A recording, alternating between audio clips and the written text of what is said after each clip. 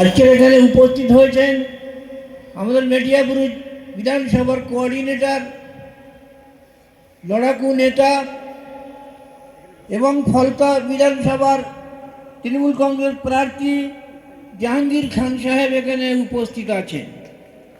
এখানে উপস্থিত আছেন আমাদের বিভিন্ন 15টা ওয়ার্ডের কাউন্সিলর এবং ওয়ার্ড প্রেসিডেন্টরাও আছেন।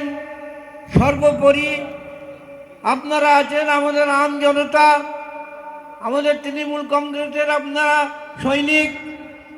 আজকের মমতা ব্যানার্জি এবং অভিষেক ব্যানার্জি আমাকে মেটিয়াপুর বিধানসভা থেকে, বুথ প্রেসিডেন্টরাও আছেন মেটিয়াপুর বিধানসভায়, মমতা ব্যানার্জি এবং আমাদের অভিষেক ব্যানার্জি, ওনারা আমাকে তৃতীয়বারের জন্য এখান থেকে প্রার্থী করেছেন। আজকের এই নির্বাচন কিন্তু 2026-এর নির্বাচন খুবই সাংঘাতিক এবং দারুণভাবে আমাদের লড়াই করতে হবে। আপনারা জানেন ইতিমধ্যে SIR-এর মাধ্যমে আমাদের অনেক ভোটার কেটে দেওয়া হয়েছে, আমাদের ভোট সংখ্যা কমে গেছে।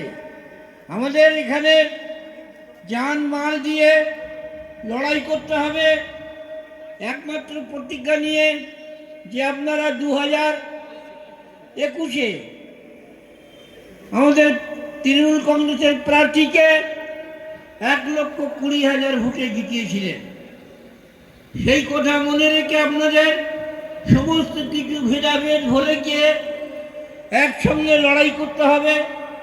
আমি দীর্ঘ 10 বছর তৃণমূল কংগ্রেসের MLA আছি। আমি কিন্তু সবাইকে নিয়ে চলার চেষ্টা করি, কারোর সঙ্গে আমার কোনো দ্বন্দ্ব নেই।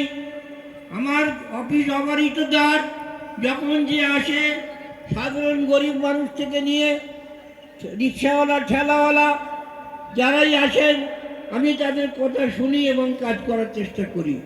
এবং সবচেয়ে বড় কথা হচ্ছে আমাদের পশ্চিম বাংলায় আমাদের জননেত্রী মমতা ব্যানার্জি